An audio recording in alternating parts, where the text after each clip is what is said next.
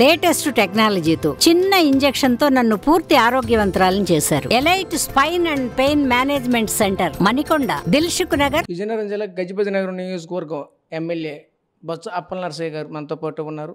Sir నమస్తే sir. Sir చెప్పండి sir, ఈరోజు చూసుకుంటే ఇంతవరకు కూడా వాడవీడి రాజకీయాలు అయితే సాగాయి, ఎన్నికలు అయిపోయి ఆల్రెడీ. ఈరోజు చూసుకుంటే అంతా కూడా ప్రశాంతంగా తీరుతున్న పరిస్థితి కనిపిస్తుంది.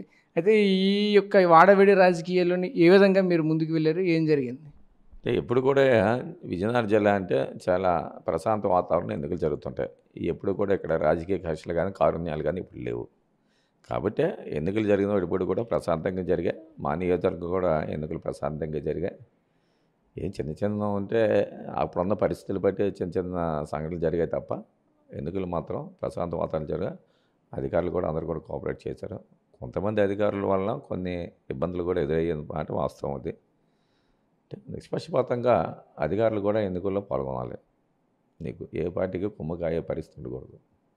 కాబట్టి నాకు తెలిసినంతవరకు ఎన్నికలు అత్యధిక శాతం ప్రజలు పాల్గొన్నారంటే దానికి కారణం జగన్మోహన్ మీద ఉన్న విశ్వాసం. అందుకే రాష్ట్రంలో ఓటింగ్ సర్లు కూడా చాలా మనకు కనిపిస్తుంది. అలాగే మహిళలు ఎక్కువ మంది పాల్గొన్నారు ఈ ఎలక్షన్లో. ఎందుకంటే అర్ధరాత్రి అయినా సరే మహిళలు ఏమో క్యూలో నిలబడి ఓటు వేయాలనే తపన ఆలోచన వల్ల ఉంది.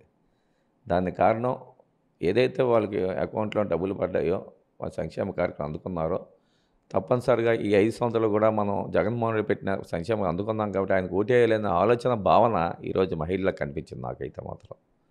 కానీ తప్పనిసరిగా మళ్ళీ విజయదుంబి వైఎస్ఆర్ కాంగ్రెస్ పార్టీ అత్యధిక స్థానాల్లోనే గెలిచిన ఆత్మవిశ్వాసం నాకైతే ఉంది. అంటే ఓటింగ్ సరళను బట్టి, ఆ రోజు ఉన్న క్యూ లైన్లో ఉన్న మనుషులు బట్టి ఈరోజు నేను చెప్తాం. తెల్లవారుజామునే వృద్ధులు అయితే క్యూలో కాశారు నీకు పెన్షనర్స్ అందరూ కూడా. అలాగే మహిళలు అయితే సాయంత్రం అయ్యేసరికి విపరీతంగా ఉన్నారు, ఈవినింగ్ అయ్యేసరికి. కాబట్టి వైఎస్ఆర్ కాంగ్రెస్ పార్టీ అధికారంలో వస్తున్న ఆత్మవిశ్వాసం ఉంది. నా కాన్షియన్స్ లేదు, ఫస్ట్ నుంచి కూడా నేను గెలుస్తాను పూర్తి విశ్వాసం నమ్మకం ఉంది. తప్పనిసరి 100% నేను గెలుస్తాను. అంటే ఈరోజు ఆల్రెడీ రాష్ట్రంలో చూసుకుంటే ఓటింగ్ శాతం అయితే మాత్రం పెరిగింది. అది ఈ పెరగడం పట్ల అయితే మాత్రం ఇది ప్రజెంట్ ఉన్నటువంటి ప్రభుత్వానికి ప్లస్ అంటారా, మైనస్ అంటారా? కారణంటే ప్లస్సే కదా. అదేగా చెప్తున్నాను. సంక్షేమ కార్డు అందుకుని ప్రతి వ్యక్తి కూడా జగన్మోహన్ రెడ్డికి మళ్ళీ ముఖ్యమంత్రి చేయాలన్న ఆలోచన భావన రాకపోతే ఓటింగ్ శాతం పెరిగిందనేది మా తాలూకు ఆలోచన. ముఖ్యంగా ఈరోజు తీసుకున్న సంక్షేమ పథకాలు అనేది భారతదేశంలో ఎక్కడ లేని విధంగా కార్యక్రమాలు అమలు చేశారు. ఈరోజు అమ్మఒడి అనే కార్యక్రమం చాలా వండర్ఫుల్ కార్యక్రమం అది. ఎందుకంటే ఏదైతే పేదవాడి కుటుంబంలో తన పిల్లల్ని చదివించాలని భావన ఉన్నప్పుడు కూడా ఆయన ఆర్థిక పరిస్థితి బాగోలేపడిన పిల్లల్ని చదివించలేకపోతున్నారో వాళ్ళందరూ కూడా ఈరోజేమో తమ పిల్లల్నేమో స్కూల్కి పంపించి చక్కగా ఇంగ్లీష్ చదువులు చదివించాలనే భావనలకు వస్తుంది. ఆ పిల్లవాడు కూడా ఇంగ్లీష్ చదువుకుంటున్నాడే అనే భావన ఈరోజు పేదరికంలో ఉన్న ప్రతి కుటుంబంలో తల్లిదండ్రులకు వచ్చింది. కాబట్టి వాళ్ళందరూ కూడా ఈరోజు మళ్ళీ జగన్మోహన్ రెడ్డి ముఖ్యమంత్రి అయితే మా పిల్లల భవిష్యత్తు బాగుంటుందని ఆలోచనతో ఈరోజు ఓటేశారు అనేది మా నమ్మకం. అంటే ఈరోజు చూసుకుంటే రాష్ట్రంలో ఇంత అభివృద్ధి పదంలో అయితే వైసీపీ వైపు నడిచిన పరిస్థితి కనిపించింది, మరోవైపు చూసుకుంటే సంక్షేమం కనిపించింది. అయితే ఇన్ని చేసినప్పుడు కూడా ఎలక్షన్ మూమెంట్ వచ్చేసరికి ఎందుకు టైట్ పొజిషన్ అయ్యే పరిస్థితి ఎందుకు వచ్చింది అంటారు?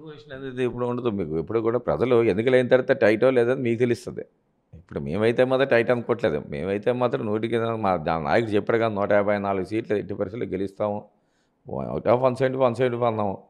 అక్కడ ఉన్న నాయకులు ఉన్న పరిస్థితులు బట్టి, క్యాండిడేట్లు అక్కడ ఉన్న పరిస్థితులు బట్టి కొంత తగ్గొచ్చు. కానీ 80% 150 తక్కువ అంటే మళ్ళీ గెలుస్తాం అనే భావన ఇప్పుడు వైఎస్ఆర్ కాంగ్రెస్ పార్టీ ఉంది. మరి టైట్ పొజిషన్ ఎక్కడ ఉంది 150 సీట్లు వచ్చినప్పుడు? నేను చూసుకుంటే ఇక్కడ ట్రిపుల్ వచ్చారు, విజయనగరం ట్రిపుల్ వచ్చి పక్కా చెప్తున్నారు. ఆయన అయితే 125 సీట్లు పక్కా వస్తుందని చెప్తున్న పరిస్థితి కనిపిస్తుంది. అని మీరు ఏమంటారు? భ్రమలా బతకమందంటే ఎవడొద్దండి. తెలుగుదేశం వాళ్ళు భ్రమలా పోతున్నారు. ఆ భ్రమలో ఉందండి. ఎందుకంటే వాళ్ళందరూ కూడా ఏంటంటే ఈ ఏదైతే కూటమి ఉందో కూటమి ఓట్లన్నీ కూడా మాకే పడిపోతాయి అనే భావన వాళ్ళ ఉంది. ఈరోజు బీజేపీ కలిసింది, జనసేన కలిశారు, మేము కలిసాము, వీళ్ళందరూ కలిసి పోటీ చేశారు. కాబట్టి ఒక సమూహం ఉండబట్టే కదా ఈరోజు మేము గెలుస్తామని భావన ఉంటే మేము ఒంటరిగా పోటీ చేసాము. మా లెక్కలు మాకున్నాయి, వాళ్ళ లెక్కలు వాళ్ళకున్నాయి. మీకు మా లెక్కల ప్రకారం మేము 100కి 100% గెలుస్తాము. అదే వాళ్ళ లెక్కల ప్రకారం అంటే వాళ్ళు గెలుస్తాం అనుకుంటున్నారు. కానీ వాళ్ళు ఎక్కడ కూడా ఇక పలానా వాళ్ళకేంటి లెక్కలు తెలియదు, మాకు లెక్కలు తెలుసు. అంటే ఇప్పుడు ఒకవైపు జగన్మోహన్ రెడ్డి అయితే మేము పక్కన గెలుస్తామని చెప్తున్న పరిస్థితి కనిపిస్తుంది. అలాగని చంద్రబాబు ఎక్కడ మేము గెలుస్తామని ఎక్కడ కూడా చెప్పలేని పరిస్థితి కనిపిస్తుంది. దానికి మీరు ఏమంటారు? ఆయన ఎక్కడ ఉన్నాడో తెలియని పరిస్థితి ఉంది. ఇప్పుడు ఏ దేశంలో ఉన్నాడో కూడా తెలియదు. ఇప్పుడు ప్రజలు కూడా చంద్రబాబు నాయుడు ఎక్కడికి వెళ్ళిపోయాడు అనే భావన ఉంది. అవన్నీ కూడా అంటే ఏదన్నా ఇప్పుడు ఎలక్షన్ చేసాడు, పాపం తిరిగాడు, అక్కడి వరకు రెస్ట్ తీసుకోవడానికి వెళ్ళొచ్చు, తప్పలేదు. చెప్పేళ్తే తప్పే ఉంది. నేను పలానా దేశంలో ఉన్నానంటే ఇది ఎవరైనా ఆక్షేపించరు కదా. ప్రతి ఒక్కరు ఊరు కూడా 1 రోజులు అంతా ఎంత కష్టపడ్డాం కదా, 1 రోజులు ఏమో ఫ్యామిలీతోనేమో హాయిగా వెళ్ళి రెస్ట్ తీసుకున్న భావన ప్రతి రాజకీయ నాయకులు ఉంటుంది, కామన్ అది. దాన్ని ఏం తప్పడవలసిన పని లేదు. దాన్ని మీరేమో మీడియా వాళ్ళని పోతుందో చూపెడతారు తప్ప నీకు రెస్ట్ తీసుకోవడంలో తప్పే ఉంది. లండన్ వెళ్తాడు జగన్మోహన్ రెడ్డి గారు ఫ్యామిలీతో కనీసం 1 రోజులు, ఇప్పుడే కదా ఖాళీ ఉంటుంది, ఆ తర్వాత ఆయనకి ఖాళీ ఉండాలని ఉండదు నీకు. అలాగే చంద్రబాబు నాయుడు కూడా వెళ్ళొచ్చు, లోకేష్ వెళ్ళొచ్చు, ఎవరైనా వెళ్ళొచ్చు. దాన్ని తప్పు పట్టవలసిన అవసరం ఎవరికి లేదు నీకు. కాబట్టి ఏంటంటే చంద్రబాబు నాయుడు ఏదో మరి బయటికి వెళ్ళినట్టు ఉన్నాడు, ఆయన వచ్చినది మాట్లాడతాడు. లేకపోతే ఆయనకున్న ఏదైతే ఎగ్జిట్ పోల్ సర్వేలు ఏదో తెలిసిపోయి ఉంటాయి ఆయనకి, దాన్ని బట్టి నోరెప్పలేకపోతున్నారేమో. ఇవన్నీ కాదు. అందుకని చంద్రబాబు నాయుడు నోరెప్పలేదు కదా అని చెప్పేసి ఆ పార్టీ ఏమో ఓడిపోద్దాను కానీ మా ఇక్కడ ఓడిపోయింది, మేము గెలుస్తాను కదా. ఇక్కడ క్వశ్చన్ మేము పెట్టిన 5 సంవత్సరాలు పెట్టిన సంక్షేమ కార్యక్రమాలకు మాకు శ్రీరామ రక్ష. జగన్మోహన్ రెడ్డి చెప్పిన మాట చేస్తాడు, ఎప్పుడంటే చేస్తాడని నమ్మకం ఈరోజు ప్రజల్లో ఉంది. అదే చంద్రబాబు నాయుడు ఏంటంటే ఎన్ని చెప్పినా సరే పథకాలు నమ్మే పరిస్థితుల్లో ప్రజలు లేరు. కాబట్టి మీ సక్సెస్ అయ్యేమన్న భావన మాలో ఉంది. నిజంగా చంద్రబాబు నాయుడు చెప్పిన మాట నమ్మితే మీ సక్సెస్ అవ్వం. ఎందుకంటే ఆయన ఇచ్చిన పెన్షన్ కానీ అన్నీ కావాలి కదా. సామాన్య మనకు కావాల్సిందంటే అమ్మ 3,000 నుంచి 7,000 చేస్తామంటే ఎందుకు అవసరం లేదు, ఎవరికైనా ఫ్రీగా ఇస్తామంటే ఎవరికి అవసరం లేదు చెప్పండి, ఎందుకు కొట్టారు. కానీ జగన్మోహన్ రెడ్డి గారు చెప్పిన మాట ప్రజలు నమ్ముతున్నారు, చంద్రబాబు నాయుడు మాట నమ్మట్లేదు. అందుకే వాళ్ళు ఎన్ని అబద్ధాలు ఆడలో ఎన్నికల్లో గెలుపు గురించి అన్ని అబద్ధాలు ఆడారు. ఈ ల్యాండ్ టైటిల్ గురించి ఏమో విపరీతమైన అబద్ధాలు ఆడారు. ప్రజలనేమో ఏదో విధంగా మోసం చేయాలి. అలాగే సోషల్ మీడియాలో ఎన్ని రకాలుగా చేయాలి అన్ని రకాలు చేశారు. మా మీద దుమ్మెత్తి పరిచారు. మా ఎమ్మెల్యేల మీద అయితే లేనిపోని అబద్ధాలు అన్ని కూడా వేశారు. మేము పెద్ద అవినీతి పరులాగా మమ్మల్ని చూపెట్టే ప్రయత్నం చేశారు ఏదైనా తెలుగుదేశం పార్టీ వాళ్ళు.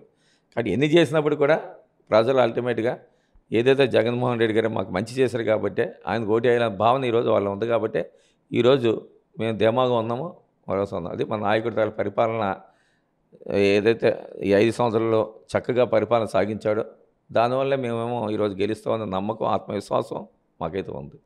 అయితే నేను ట్రిపుల్ అయితే ఇంకోటి హాట్ కామెంట్ అయితే చేశారు విజయనగరం వేదికగా. 9వ తేదీన ప్రమాణ స్వీకారానికి అన్ని సర్వసిద్ధం అవుతుంది విశాఖపట్నం అని చెప్తే, ఆయనైతే మాత్రం మరోవైపు పిచ్చి హాస్పిటల్ అయితే రెడీగా ఉందని చెప్తున్న పరిస్థితి. దానికి మీరు ఏమంటారు? దానికి ఆర్ఆర్ రెడీగా ఉండమని పిచ్చి హాస్పిటల్ వెళ్ళడానికి మేము కాదు వెళ్ళాల్సింది. ఆయనే ఇష్టం మాట్లాడుతుంటాడు. ఆయన ఏ టీవీలో ఏంటి మాట తెలుసు. ఆయన మెంటలు ఎక్కిపోయాడు. ఆయన అసలు పిచ్చి హాస్పిటల్ చూపెట్టుకుంటా మెంటలా చూపెట్టుకు మంచిది. అందరికీ మేము జగన్మోహన్ రెడ్డి గారు ఏంటి పరిస్థితి ప్రజలు ఏ విధంగా ఆయన ఆహ్వానిస్తున్నారో అలాగే త్రిపులార్ని ఏ విధంగా ప్రజలు అనుకుంటున్నారు నేను చెప్తే బాగోదు. సామాన్య ప్రజలు చెప్పమన్నట్టు ఏంటి అనుకుంటున్నారు. వాళ్ళు చెప్తున్నారు మెంటలు ఎక్కిపోయాడు త్రిపులార్ అని చెప్పి. మెంటలు ఎక్కిపోయిన ఎలాగపడితే మెంటల్గా మాట్లాడతాడు. మెంటలు ఎక్కిపోయాడు కాబట్టి అలాగే మాట్లాడుతుంటాడు. దాన్ని మన పరిగణలో తీసుకోవాల్సిన అవసరం లేదు. అలాంటి నాయకుల్ని అసలు నాయకుడు అసలు కథరే చేయడు అలాంటి అందరినీ. అయితే ఫైనల్గా మీ నియోజకవర్గం మీ మెజార్టీ ఎంత సార్ వస్తుంది? మాకు పౌర మెజార్టీ వస్తుంది అనుకుంటున్నాను. మాకున్న సంక్షేమ కార్యక్రమం అన్నీ చేశాం కాబట్టి ఏమైనా తగ్గితే ఒక 2-3 వేలు తగ్గుతుంది తప్ప పౌర మెజార్టీ వస్తుంది నాకు. తగ్గడానికి కారణం ఏంటండి? ఇన్ని సంక్షేమాలు ఇన్ని అభివృద్ధి కార్యక్రమాలు చేశారు, తగ్గడానికి కారణం ఏంటి అనేది ఒకటి ఉంటుంది. లేదంటే ఆ రోజు విడిగడిగా పోటీ చేశారు 3 పార్టీలను, ఇప్పుడు కలిసి పోటీ చేశారు. ఆ రోజు వచ్చిన 3 వాటిలు కలిసిన ఓట్లు కానీ కలిసినా సరే మాకు తగ్గొచ్చు కదా. మా ఓటు బ్యాంక్ మాదే. వాళ్ళు 3 కలిశారు కాబట్టి ఆ 3 ఓటు బ్యాంక్ కలుసుకుంటే కొంత పెరగచ్చు వాళ్ళది. దానివల్ల ఏమో మెజారిటీ తగ్గుతుందా నేను నా ఎక్స్పెక్టేషన్ లెక్కలు. అంతే కదా. ఆ రోజు జనసేన సపరేట్ పోటీ చేశారు, బీజేపీ వాళ్ళు పోటీ చేశారు, తెలుగుదేశం సపరేట్ పోటీ చేసి వీళ్ళందరూ కలిసి ఈరోజు ఉన్నాయి. ఆ ఓటు బ్యాంక్ వాళ్ళు పడితే నాకు తగ్గుతుంది నీకు అంతే. అంత తప్ప వేరే ఉద్దేశం లేకపోతే ఇంక వేరే ఆలోచన కదా తగ్గడానికి అయితే లేదు. ఇది పరిస్థితి. గతంలో కంటే ఖచ్చితంగా అయితే ఓట్ ఆఫ్ మెజార్టీ నాది నేను చెప్తున్న పరిస్థితి కనిపిస్తుంది. ఎందుకంటే గతంలో చూసుకుంటే ఏ పార్టీకి ఆ పార్టీ ఇండివిజువల్గా పోటీ చేయని పరిస్థితి ఉంది. ఈరోజు చూసుకుంటే ఆ 3 పార్టీలు ఒకటి అయ్యాయి. ఒకవేళ తగ్గితే తక్కువలో మోతాదులో తగ్గితే తగ్గొచ్చు, కానీ విజయం అయితే మాత్రం నాది అని చెప్తున్న పరిస్థితి కనిపిస్తుంది. కెమెరా పర్సన్ నాయుడుతో రాజేష్, RTV విజయనగరం నుంచి. మరిన్ని వీడియోస్ కోసం ఛానల్ ని సబ్స్క్రైబ్ చేయండి. లేటెస్ట్ అప్డేట్స్ కోసం వాట్సాప్ ఛానల్ ని ఫాలో చేయండి. అండ్ లింక్ డిస్క్రిప్షన్ లో ఉంది.